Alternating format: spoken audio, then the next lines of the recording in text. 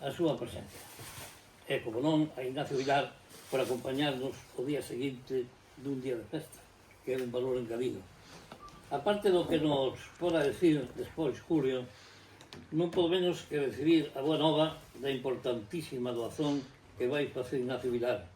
Non sería posible aceptar o teu legado se non foran pola generosidade da Xunta de Galicia, que nos permitiu a nosa biblioteca, que non baixa dos 7.000 libros, estivera espallada en 3 dependencias: despacho, salón de actos e generosa sala, cuxos móveis foron donados tamén pola Xunta de Galicia en Ourense. Para os dous últimos delegados, Gabriel Alén e Manuel Pardo, non temos palabras suficientes para agradecer a súa implicación e empeño para que a biblioteca que hoxe temos fora unha realidade. O costoso transporte da biblioteca de Ignacio Vilar dende Vigo a Valdeorras tamén foi realizado, sin custo algún, pola Xunta de Galicia.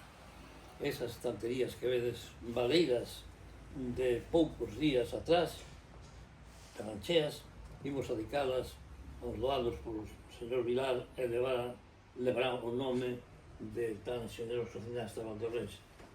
Tíamos que ter esa placa aquí, pero vamos a ter o día 26, que tamén a fixo, como sempre nos está facendo, esos traballos, artesanía en xebre de aquí de Viloia. Queremos tamén facer unha garimosa lembranza da nosa compañeira de directiva, María Teresa de Vega Jiménez, a primeira bibliotecaria do IAV, e a súa constante labor de clasificación dos fondos bibliográficos e documentais. Deixou nos orfos e na súa memoria a biblioteca leva o seu nome e a súa obra. Volvo a como principiei a noticia desta importantísima doazón. Vai en clave de humor, pero xuro-vos que foi tal cal recibín a noticia. Estaba tan tranquilo no despacho de abaixo cando recibí unha chamada no móvil. Hola, bons días. Eres Aurelio? Sí, eu son Ignacio Vilar. Coñécesme? Quedei parado.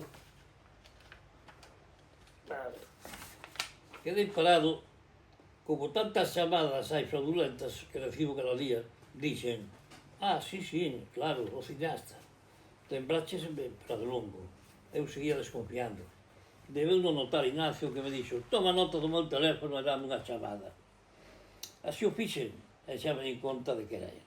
Era Ignacio Vilar, o director, produtor e guionista de cine, e viñeron á cabeza a Esmorga, María Sauriña e, como non, Prado Longo, que foi, ao parecer, o primeiro largometraxe rodado íntegramente en galego e en Valdeorras.